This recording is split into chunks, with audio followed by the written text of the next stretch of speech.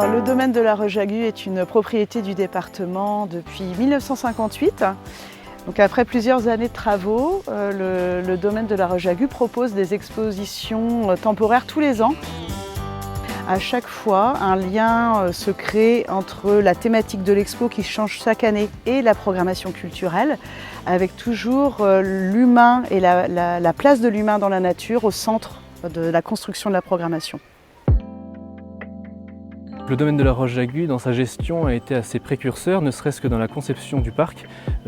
Bertrand Paulet, paysagiste, avait conçu un parc d'inspiration médiévale avec toute une prise en compte de la biodiversité déjà à son époque, en son temps, alors que les thématiques de la société de l'époque n'étaient pas encore très portées vers une gestion écologique. Donc on a différents milieux sur ce domaine, à savoir des espaces forestiers. On a 40 hectares de forêt où on mène une gestion la plus écologique possible aussi pour préserver au mieux toutes les espèces qui sont présentes.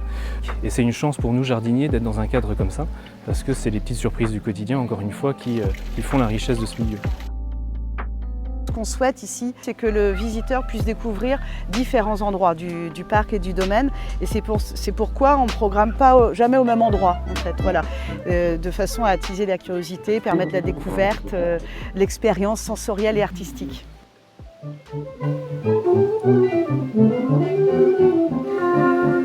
Comme le disait Aristote, la nature ne fait rien en vain.